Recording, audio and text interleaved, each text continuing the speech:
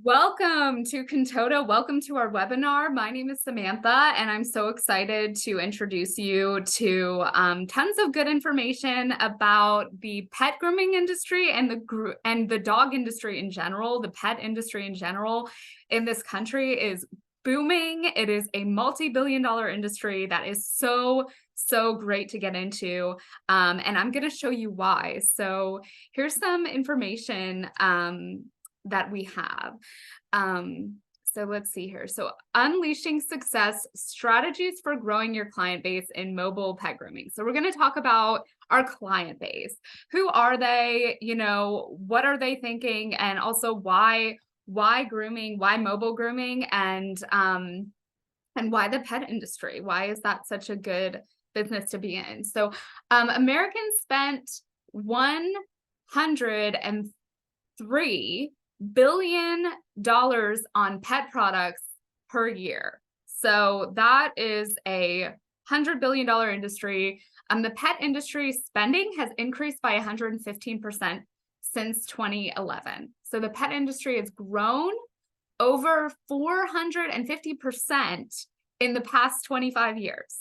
So we're going to talk more about that and why that is. And the pet industry is expected to reach $358 billion by 2027. So this is not a joke.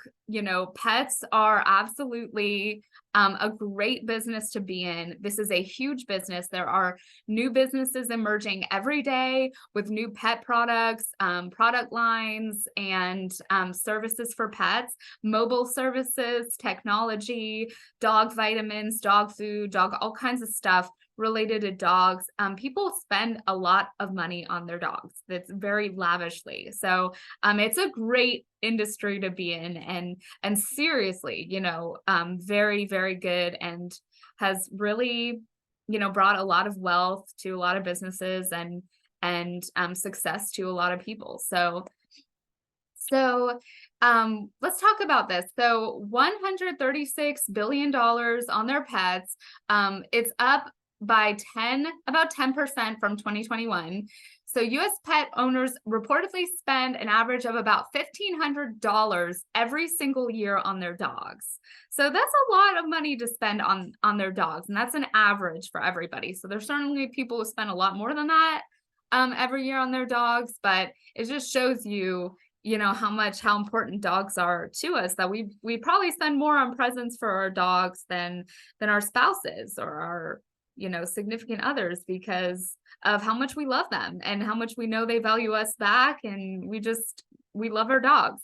So the humanization of dogs has led to this huge increase in spending. Like, where did this come from? It's because people see their dogs as part of their families. That's their fur baby. Why do we call them fur baby?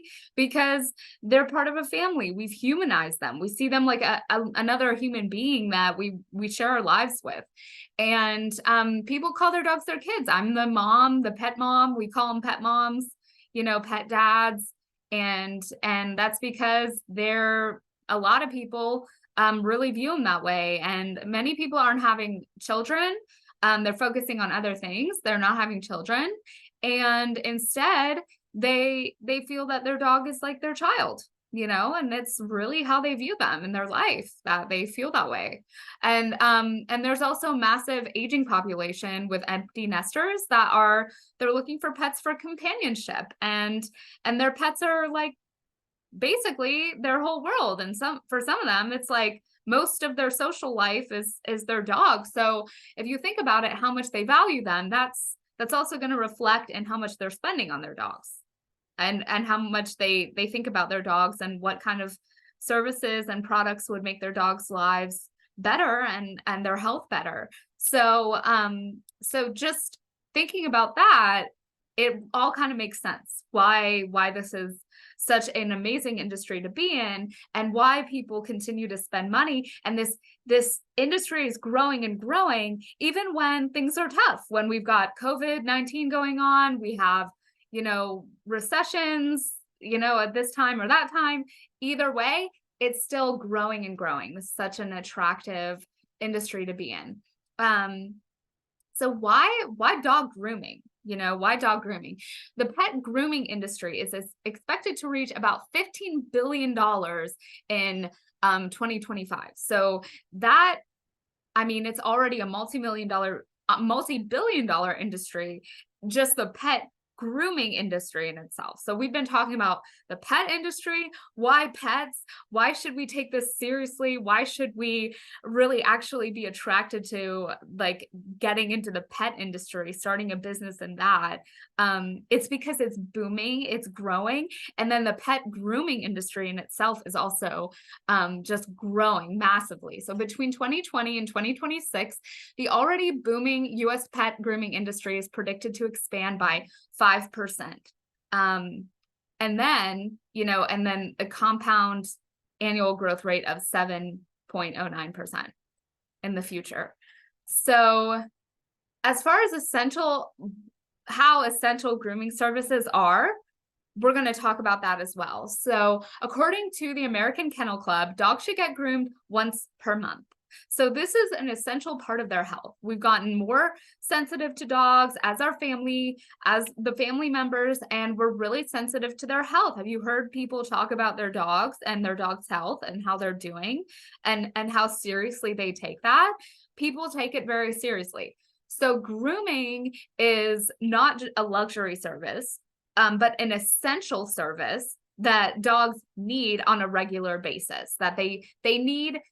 Basically, in many cases, they need to survive because their bodies need that for their health. They need to get their hair cut, or else it's just going to grow and mat and get tangled, and it's just they're going to be in very bad shape to the point of they could even like loss of life because of that. So like just understanding this is so essential that dogs could lose their life if they do not get grooming. So we're not going to just stop grooming our dogs because, we've got to cut down on our budget. No, we're going to stop going out to movies. We're going to stop going out to restaurants so much, but we're still going to be paying for our dogs grooming. And this is just what shows you how essential that thinking about recessions, thinking about rough times, this is why the grooming industry continues to grow and why it continues to thrive. Despite those ups and downs in the economy. So we've become more sensitive to the dog's skin issues. Also, those kinds of doodles have become more and more popular. People love having those doodles and poodle mixes, and those dogs all need to get groomed regularly, or else they're going to be in very, very rough shape. So this is essential stuff, just as essential as many other essential services that we talk about, like groceries and kids and all that stuff that's considered essential during a recession or a tough time in the economy or contraction or whatever. So let's talk about marketing strategy. So we know that this is a booming industry. We know that there's a demand. But how are we going to generate that buzz in our communities, for our Kintota brand, that when we get into our communities, if, to get that attention, to get customers in the door, to get them calling and inquiring. So we talk about search engine optimization is one of our main things that we really look at. Building authority with Google to rise to the top of those search results on Google Maps and Google search engine, using technologies, using marketing partners who help us with rising to the top and building that authority with Google Maps and Google search engine, which is a sustainable way of generating traffic. And then, direct mail canvassing, such as door hangers, things like that are very effective.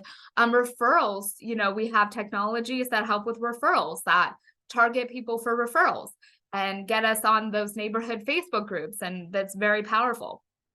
So the van graphics, those vans are like billboards. Instead of having a salon where you have to get people to come to your location, we're out there in the community every single day. We got 15 vans here in Dallas just running around. At this point, we have 15 vans. In the future, we're going to have many more. But each van is that moving billboard that people are going to notice when they're park behind a red light and, oh my gosh, okay, that's, I could get my dog groomed by these guys. Like, I wonder what they charge. So tons of people call us because of those adorable graphics that our vans are so cute. They have this cute little wave on them and just very adorable. So now that's free traffic. We don't have to pay anything for those billboards. We're just paying for the graphics to get installed for, $1,000 or so. And that's gonna just for the life of the van for up to 20 years, it's just gonna be running around the community. So free advertising for us. We do HOA events. We do, Barktoberfest. We do dog pool parties. We get in the community, getting out there in the community. And it's a lot of fun. It's easy to get into the community when it comes to dogs. We've always got things going on with the dogs. So, and then connecting with networking and connecting with other businesses that are, not competing, but just complementary.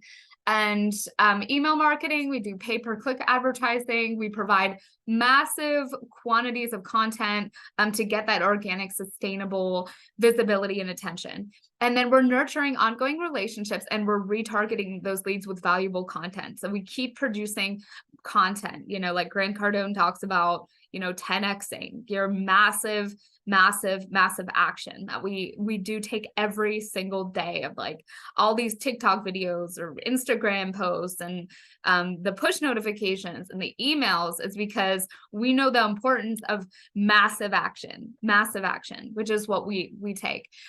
So this is more about kind of how we attract customers. Why is mobile dog grooming so attractive?